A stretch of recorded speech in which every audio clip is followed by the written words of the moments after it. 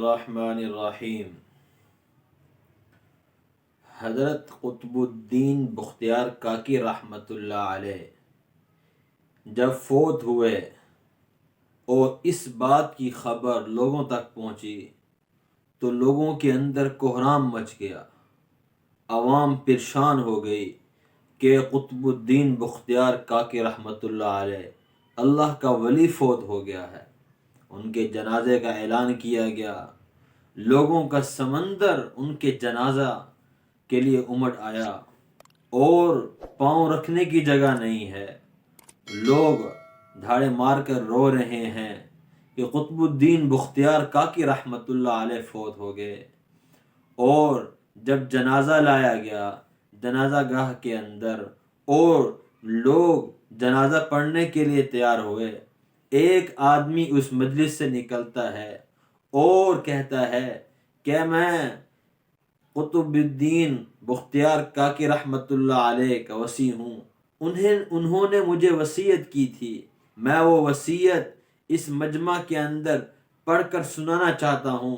انہوں نے فرمایا تھا کہ یہ میری وصیت ہے، اس وصیت کو لوگوں تک پہنچا دینا۔ وصیت کیا ہے کہ میرا جنازہ کون پڑھائے گا؟ تو فرمایا کہ میرا جنازہ وہ شخص پڑھائے کہ جس کے اندر 4 خوبیاں ہوں۔ نمبر 1 کہ وہ اس کی کبھی بھی تکبیر اولیٰ فوت نہ ہوئی ہو۔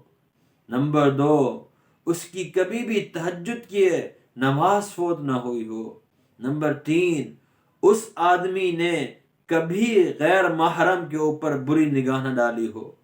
نمبر 4 اتنا عبادت گزار ہو کہ اس کی کبھی عصر کی سنتے بھی فوت نہ ہوئی ہوں، یعنی اس نے کبھی عصر کی سنتے بھی نہ چھوڑی ہوں۔ جس کے اندر یہ 4 خوبیاں ہوں گی وہ آدمی میرا جنازہ پڑھائے۔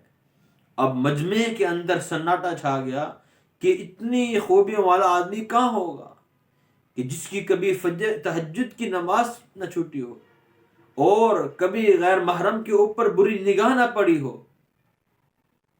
تو کافی وقت گزر گیا تو ایک آدمی سر جھکائے ہوئے آیا اور قطب الدین بختیار کاکی رحمۃ اللہ علیہ کے چہرے مبارک سے چادر ہٹائی اور کہا، اے قطب الدین بختیار کاکی، آپ تو اس دنیا کے اندر سے چلے گئے لیکن مجھے رسوا کر گئے۔ میری یہ فضیلت اور میں جو یہ عبادت کرنے والا تھا، اس عبادت کو لوگوں کے سامنے آپ بیان کر گئے۔ اور پھر مجمع کے سامنے کھڑے ہو کر کہا کہ لوگوں، میں اللہ کی قسم کھا کے کہتا ہوں کہ یہ 4 خوبیاں میرے اندر موجود ہیں۔ اور آپ اندازہ لگائیں کہ وہ شخص کون تھا۔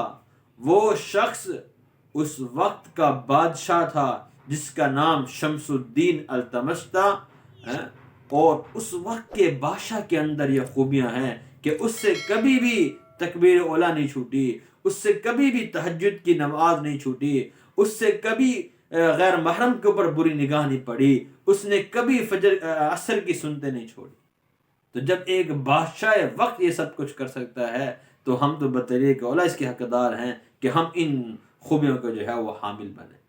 اللہ تعالی ہم سب کو ان خوبیوں پر آنے کی توفیق عطا فرمائے، اور اللہ تعالی ہم سب کو اپنے اکابر کی طرز زندگی پر چلنے کی، قرآن حدیث کے مطابق زندگی گزارنے کی توفیق عطا فرمائے۔ السلام علیکم ورحمۃ اللہ۔